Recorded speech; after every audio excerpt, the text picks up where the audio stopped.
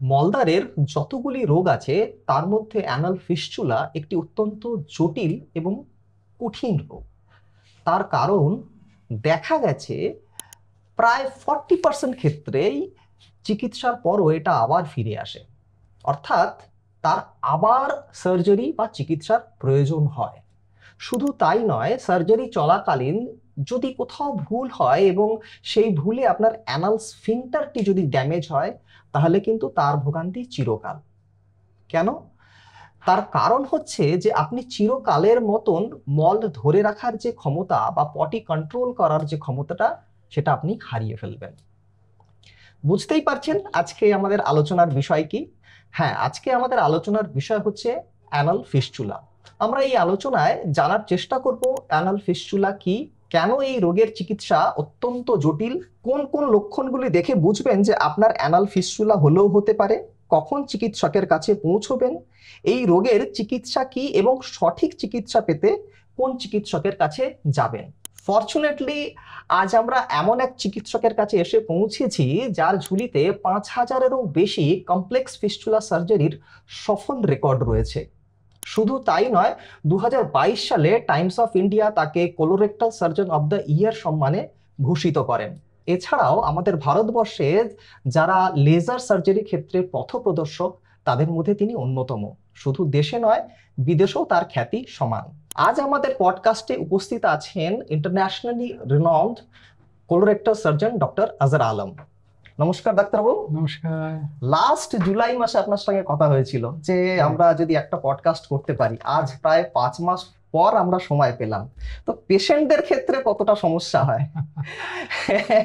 তো যাই হোক, আজকের আলোচনার বিষয় হচ্ছে ফিস্চুলা। আমরা আগেই আপনার কাছে জানতে চাইবো যে ফিস্চুলা জিনিসটা অ্যাকচুয়ালি কি। ফিস্চুলা সিম্পলি একটা টানেল, একটা রাস্তার মতো, যেটা পায়খানার রাস্তা এবং সাইডের স্কিনের সঙ্গে কানেকশন হয়। উপরের সব জিনিস কিন্তু আস্তে আস্তে ওই বাইপাস বা এই টানেলের মধ্যে থেকে বাইরের দিকে চলে আসে। মানে মলের যে রাস্তাটা তার সঙ্গে কানেক্টেড হয়ে একদম স্কিনের দিকে চলে আসে। একদম। আচ্ছা, এটা কি একটাই রাস্তা না মাল্টিপল রাস্তা হতে পারে? নর্মালি কিন্তু ম্যাক্সিমাম ফিস্চুলা সিম্পল হয় না। আচ্ছা, তো এক থেকে বেশি রাস্তা থাকতে পারে। আচ্ছা, ওই রাস্তাটাও হয়তো ঘুরে এসেছে, একদিক থেকে অন্য দিকে যাচ্ছে। সো খুব সিম্পল ফিস্চুলা হলে সিঙ্গেল রাস্তা হবে না, বাট নর্মালি বেশিই হয়।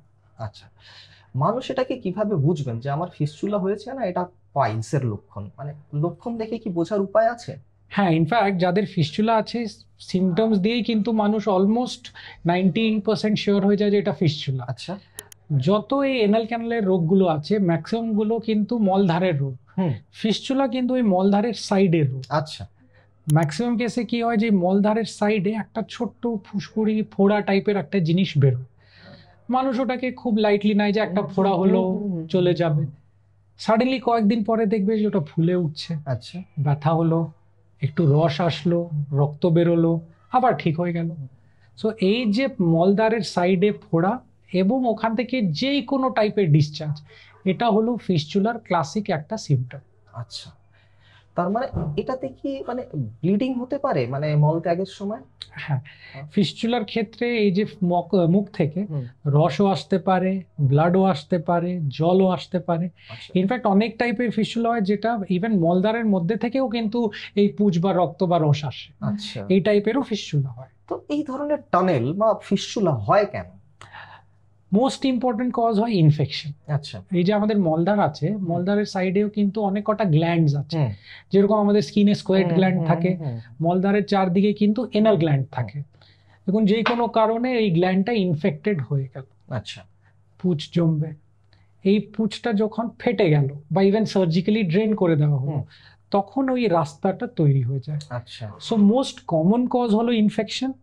আরো কজগুলো হয় যেরকম কারো টিবি আছে, ক্যান্সার আছে, ক্রনস ডিজিজ আছে, রেডিয়েশন আছে, বাট এইগুলো লেস কমন। আচ্ছা, world wide most common cause হলো একটা অ্যাবসেস বা ইনফেকশনের পরে ফিস্চুলা তৈরি হওয়া।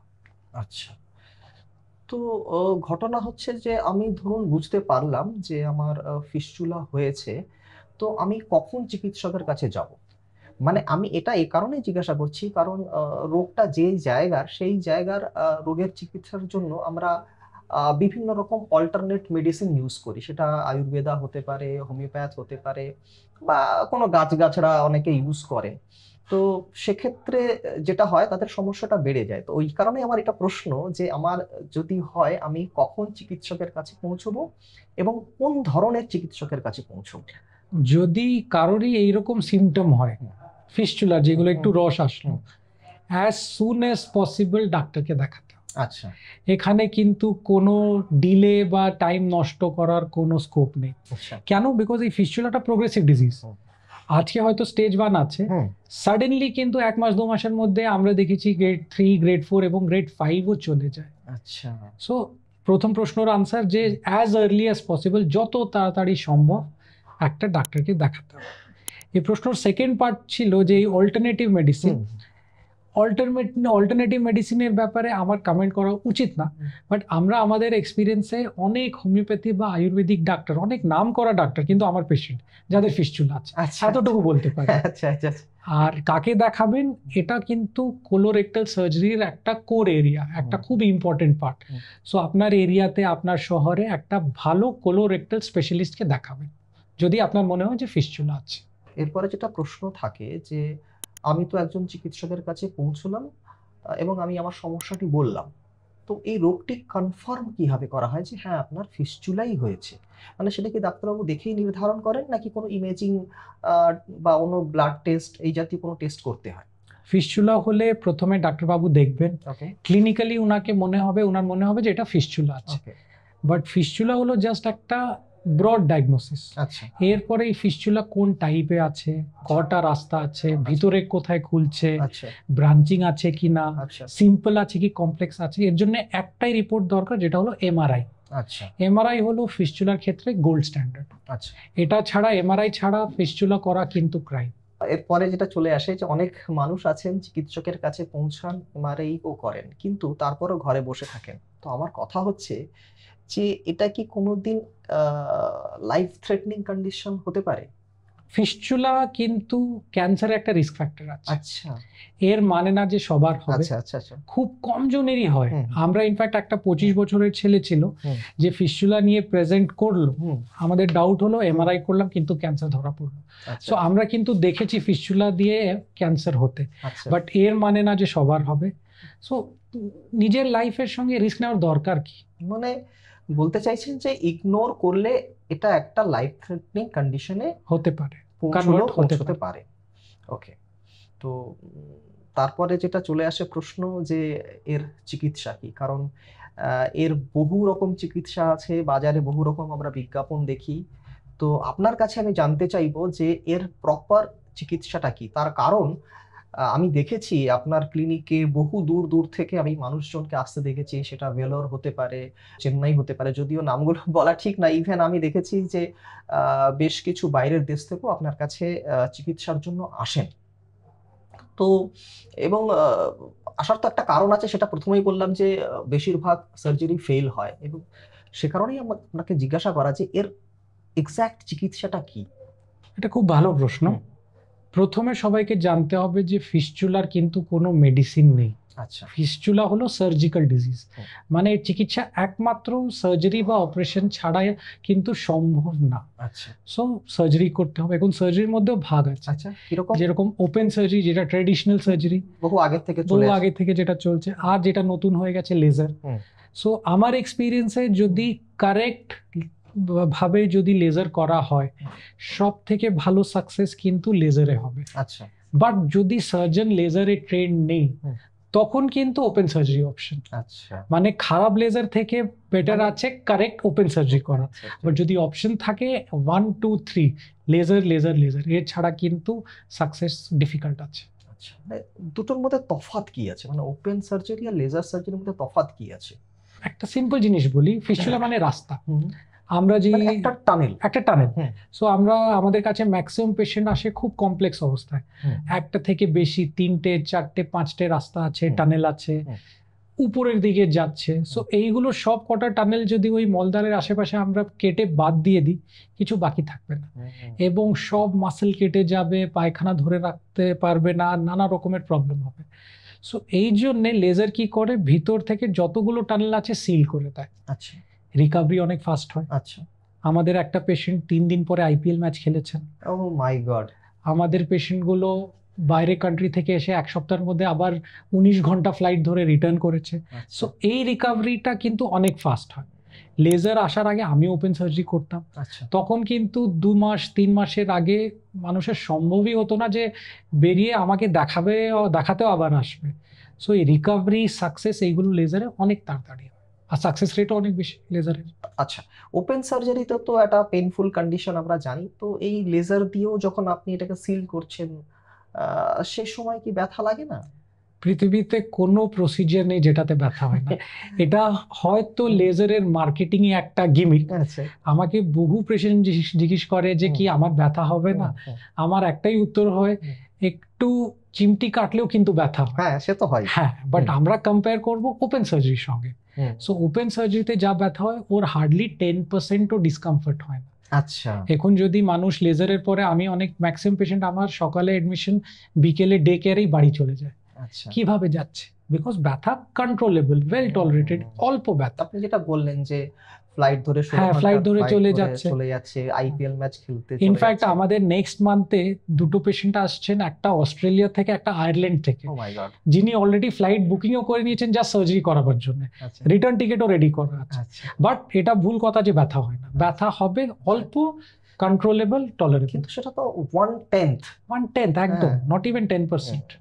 মানে তো এটা তো খুবই ভালো, মানে যে মানুষটা মানে সার্জারিতে গেলেন, ওপেন সার্জারিতে গেলেন, তার তো মানে 1টা মাস কেন 3টে মাসও তিনি মানে রিকভার করতে পারবেন কিনা সন্দেহ আছে। মানে এটা তো সত্যি একটা খুব ভালো জিনিস।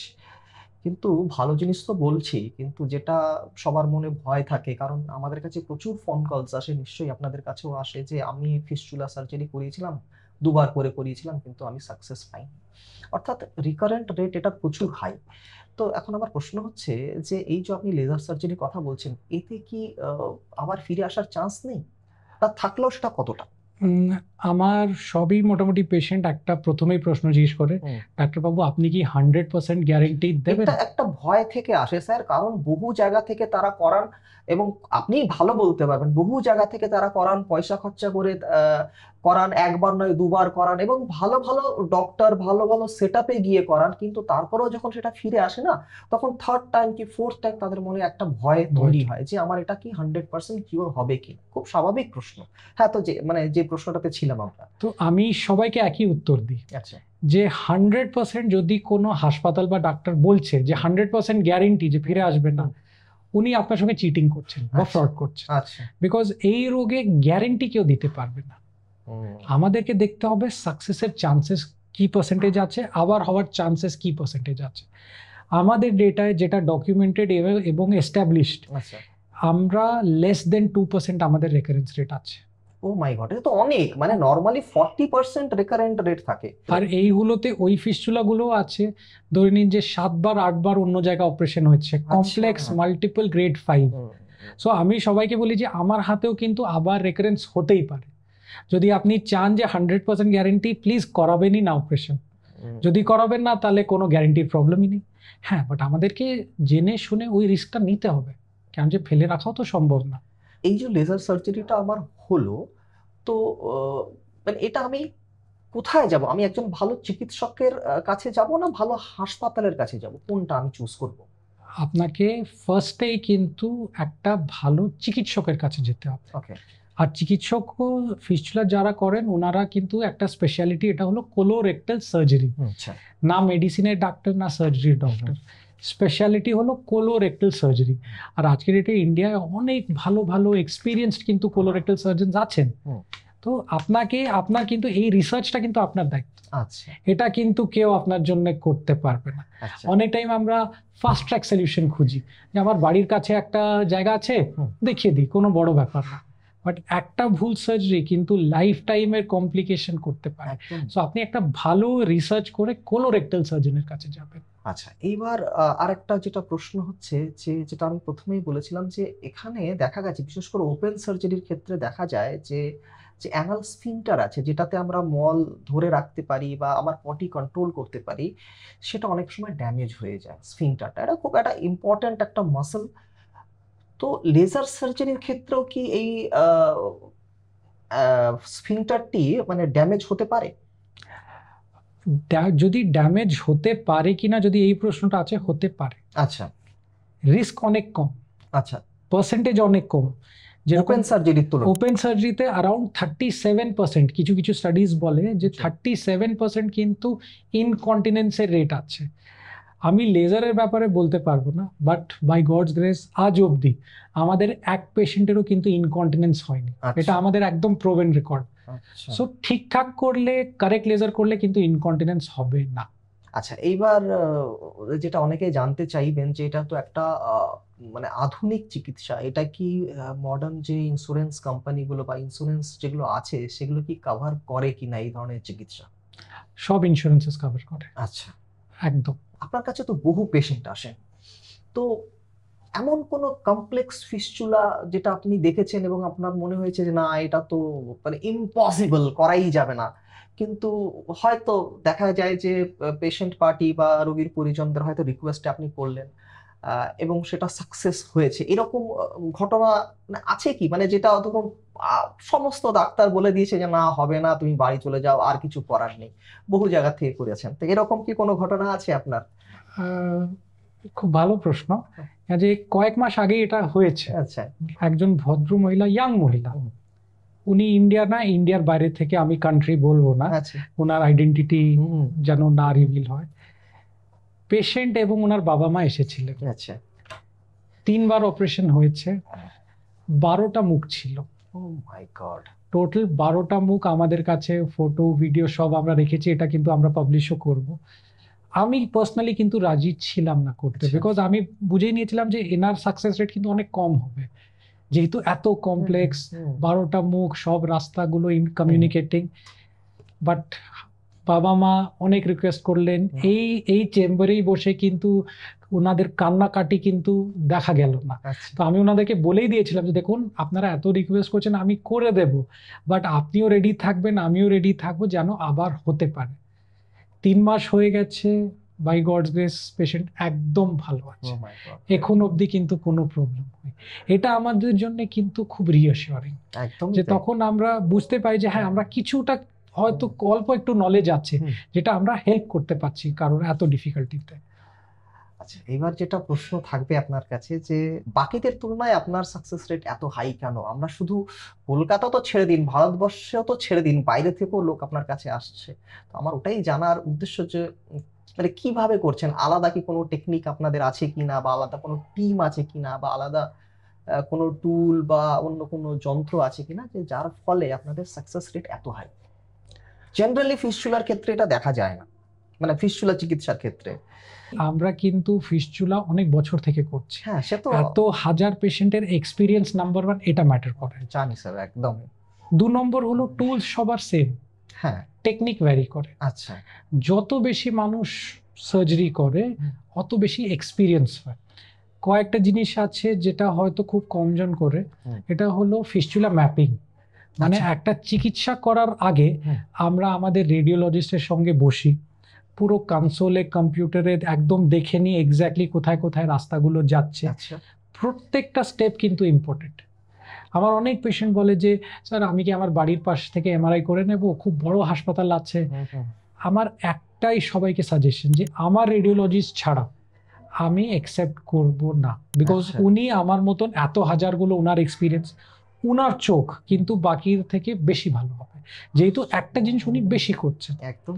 আচ্ছা, অনেকজন বাইরে থেকে ধরে নিন এমআরআই করে নিয়ে আসে, এত রকম ফিস্চুলা দেখেছেন যে উনি মানে দেখেই বুঝতে পারবেন, যেটা বাকিরা হয়তো মানে বাকিদের দ্বারা হয়তো সেটা ইগনোরড হয়ে যাবে, কিন্তু তিনি যেহেতু এত স্যার আপনার সঙ্গে থেকে এত মানে কি বলবো মানে টেস্ট করেছেন বা দেখেছেন, তিনি দেখেই তৎক্ষণাৎ বুঝতে পারবেন, যেটা বাকিদের পক্ষে একটু মুশকিল হবে। আরো একটা জিনিস, যে যদি কোনো পেশেন্ট বাইরে থেকে এমআরআই করে নিয়ে চলে আসে, ধরে নিন 2 দিন আগে এমআরআই করলো, ওর তো আবার রিপিট আমরা করবো না, আমরা সিডি চেঞ্জ। আচ্ছা, ওই এমআরআই এর সিডি আমার রেডিওলজিস্ট কিন্তু আবার রিভিউ করে। আর আমাদের বহু ইনস্টেন্সেস আছে, অন্য জায়গায় এমআরআই তে গ্রেড 1 বলছে, রিভিউ করলাম গ্রেড 3, গ্রেড 4। সো আমি এখন পুরনো এমআরআই দেখে যদি ওই ওটিটা করলাম, রেকারেন্স হতো। নেক্সট ব্যাপার হলো এক্সপিরিয়েন্স। যত কমপ্লিকেটেড কেস করলে কিন্তু মানুষের আইডিয়া, ওর এক্সপার্টিস বাড়ে। এখন আজকের ডেটে আমি যদি 100টা ওটি এক মাসে করছি, 90+ কিন্তু ফিস্চুলা আছে। সো আমি ফিস্চুলার ব্যাপারে ভালো বলতে পারি, হয়তো অন্য সার্জারির ব্যাপারে আমার অত এক্সপিরিয়েন্স নেই।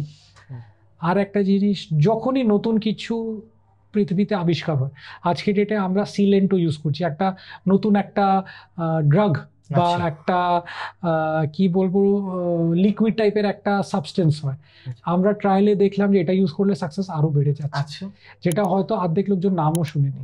সো একটা সিলেন্ট ডিভাইস আছে। সো এই ছোট্ট ছোট্ট ফ্যাক্টরস নিয়ে কিন্তু সাকসেস বাড়ে, আর সাকসেস কোনো এক রাতে বাড়ে না, এটা বছরের উপর বছর ট্রাই করতে করতে কিন্তু এই অবস্থায় চলে এসেছে। এমন কি আছে যে আপনি আপনার পরের যে জেনারেশন আছে যে তাদেরকে মানে ট্রেন করতে কি পারেন আপনি, মানে যাতে মানে এত লোক আছে মানে ফিস্চুলায় ভুগছে, যাতে তারাও একটা সঠিক চিকিৎসা পাক? তো সেই উদ্দেশ্যেই আমার প্রশ্ন যে আপনারা যে নেক্সট জেনারেশন আছে তাদের কি আপনারা ট্রেন করছেন মানে এইরকম একটা সার্জারির ক্ষেত্রে? আমাদের অনেক এনকোয়ারিজ আসে ডাক্তার থেকে। আমরা বছরে 2বার ইন্টারন্যাশনাল ট্রেনিং প্রোগ্রাম রাখি। আচ্ছা। আর এখানে মেইনলি মিডল ইস্ট, একটা ইউরোপ থেকেও ডাক্তার এসেছিলেন, সো আমরা ট্রেন করেছি। আচ্ছা, ঠিক আছে। আচ্ছা, আরও যেই এনকোয়ারিজগুলো আসে ডাক্তারদের থেকে যে আমরা শিখতে চাই, সো অনেক অবজারভাররা আসেন। সো সিক্রেট থেকে বেশি ইম্পর্টেন্ট যে কারেক্ট টেকনিক শেখাতে হবে। সো মাঝে মানে বছরে 2বার কিন্তু ইন্টারন্যাশনাল, আজকের ডেটে আমরা এখনো এই ইন্ডিয়ার মধ্যে ডাক্তারদের এখনো সত্যি কথা বলতে ট্রেন করতে পারলাম না, কেন যে ওই রকম টাইমও হচ্ছে না। বাট হ্যাঁ, আমাদের একবার অনেক বেশি এনকোয়ারিজ এসেছিল মিডল ইস্ট থেকে, সৌদি আরব, দুবাই। সো অনেক কটা সার্জনস এসেছিল এখানে, 6-7টা কেসের মধ্যে আমাকে অ্যাসিস্ট করেছে, সব টেকনিক্সগুলো শিখেছে। আজকে ওনারা ইন্ডিপেন্ডেন্টলি ভালো ফিস্চুলার রেজাল্ট দিচ্ছেন। সো ট্রেনিংও হয়, বাট এই টাইমের কনস্ট্রেন্টের জন্য সবাইকে ট্রেন করতে পারি না। ওটা যেইভাবে টাইম হয়, ধরি না আমরা একটা ওয়ার্কশপ করছি, তখন কিন্তু সার্জনরা আসে, সো একদম ট্রেনিং হয়। এবার যেটা প্রশ্ন থাকবে আপনার কাছে, যে যাদের ফিস্চুলা হয় এবং তারা বিভিন্ন জায়গায় যে চিকিৎসা করতে যান, এই রোগীরা বা রোগীর পরিজনরা মূলত কি কি ধরনের ভুল করেন, যে ভুলের জন্য তাদের পরবর্তীকালে আরো বেশি সমস্যা হয়? সব থেকে বড় ভুল হয় ইগনোর করা। আচ্ছা। রোগ হলো, মানুষ ভাবছে যে আমার তো এটা ফোড়া, এটা ফুঁচকুড়ি, এটা চলে যাবে। সবাই তো সেটাই ভাবে যে এটা একটা ছোট ফোড়া মতন হয়েছিল, ফেটে গিয়ে আজকে আমার এই অবস্থা। বাট এটা বুঝতে হবে যে এই ফোড়াটা কিন্তু নর্মাল না। সো যখনই এরকম হবে আপনি চিকিৎসকের কাছে যাবেন ফার্স্ট। সেকেন্ড জিনিস হলো, কোনো মানুষ কিন্তু অপারেশন করাতে চায় না, সবার কিন্তু ভয় থাকে। সবাই খোঁজে যে একটু ওষুধে যদি আমার সেরে যায়, যদি কোনো মলমে যদি আমার সেরে যায়, কোনো হোমিওপ্যাথির কোনো ওষুধে যদি আমার সেরে যায়। সো এটা কিন্তু বুঝতে হবে যে এর কোনো ওষুধ নেই, আমিও যদি ওষুধ দিই ঠিক হবে না। সো এই ওষুধের আশায় থেকে একটু বেরোতে হবে, কারেক্ট ট্রিটমেন্ট নিতে হবে। আরেকটা ভুল মানুষ করে যে কোনো জায়গায় রিসার্চ ছাড়া কিন্তু চিকিৎসা অপারেশন করিয়ে দেয়।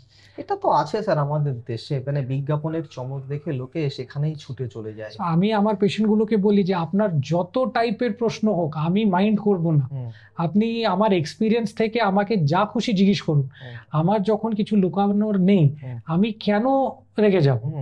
সেম আপনি যেখানেই চিকিৎসা করুন, আপনার রাইট আছে, আপনি আপনার শরীরের দায়িত্ব কাউকে দিচ্ছেন।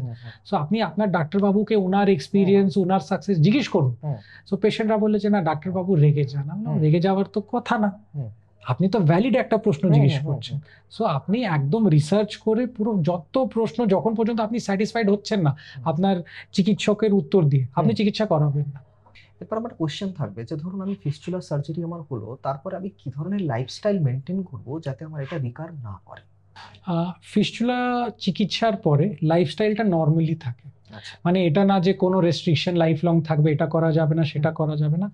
মানুষকে হেলদি ব্যালেন্সড ডায়েট ফলো করতে হবে, নর্মাল এক্সারসাইজ বা যেইগুলো ভালো থাকার জন্য আমরা যেটা বাকি সবাই অ্যাডভাইস করে, এক্সারসাইজ করতে হবে, বাইরের খাবার কম খেতে হবে, হেলদি প্রোটিন রিচ বা ভিটামিনস মিনারেলস সবই ইনক্লুড করতে হবে। মোস্ট ইম্পর্টেন্ট ওই জায়গাটাকে পরিষ্কার রাখতে হবে, কেন যে ফিস্চুলার সোর্সই হলো ইনফেকশন। সো পায়খানা রাস্তায় হাইজিনটা মেনটেন করতে হবে, এটা সব থেকে ইম্পর্টেন্ট। তো আমরা অনুষ্ঠানের একবারে শেষে চলে এসেছি, তো যেটা আপনার কাছে আমরা জানতে চাইবো যে আমাদের যারা দর্শক দেখছেন এবং যাদের হয়তো ফিস্চুলার সমস্যা আছে বা তার আত্মীয় পরিজনের বা বন্ধু বান্ধবের কারো এই ধরনের সমস্যা আছে, তাদের উদ্দেশ্যে আপনার কি বলার থাকবে? আমার একটা জিনিস বলার, যে নাম্বার 1, ভয় পাবেন না। ওকে। ফিস্চুলা নিয়ে ভয়ের কিছু নেই। হ্যাঁ, কমপ্লেক্স রোগ আছে, বাট রেজাল্টও ভালো হচ্ছে। হাজার হাজার লোকজন ভালো হয়ে যাচ্ছেন, আপনিও ভালো হয়ে যাবেন। আপনার শহরে, আপনার গ্রামে আপনি রিসার্চ করুন, একটা ভালো ডাক্তারকে দেখান। কারেক্ট চিকিৎসা করলে কিন্তু সবাই নর্মাল লাইফে চলে আসছেন এবং রেকারেন্স ফ্রি। মানে একদম কোনো ডিফারেন্সই নেই একটা নর্মাল লোক আর ফিস্চুলা পেশেন্টের মধ্যে। সো ভয় পাবেন না, রুলসগুলো ফলো করবেন, চিন্তার কোনো বিষয় নেই। আপনিও কিন্তু হাজার হাজার লোকের মতন আপনিও ভালো হয়ে যাবেন। থ্যাংক ইউ ডাক্তারবাবু, এত সুন্দর একটা তথ্য বা ইনফরমেশন আমাদের সঙ্গে শেয়ার করার জন্য, এবং সব থেকে বেশি ইম্পর্টেন্ট যে আপনি আমাদের এতক্ষণ আপনি সময় দিলেন। আমরা আশা করব নিশ্চয়ই অন্য কোনো দিন অন্য কোনো বিষয় নিয়ে অবশ্যই। যদি আবার আসি আপনার কাছে, আপনার সময় আমরা নিশ্চয়ই পাবো। তো আজ এই পর্যন্তই। ফিস্চুলা নিয়ে আপনাদের যদি আরো কোনো জিজ্ঞাসা থাকে বা প্রশ্ন থাকে, আপনারা অনায়াসে জিজ্ঞাসা করতে পারেন। ডেসক্রিপশন বক্সে একটি নাম্বার দেওয়া রইল, সেখানে আপনারা অনায়াসে জিজ্ঞাসা করতে পারেন। আর আজ এই পর্যন্তই, আবার নিশ্চয়ই দেখা হবে অন্য কোনো দিন অন্য কোনো এপিসোডে। নমস্কার।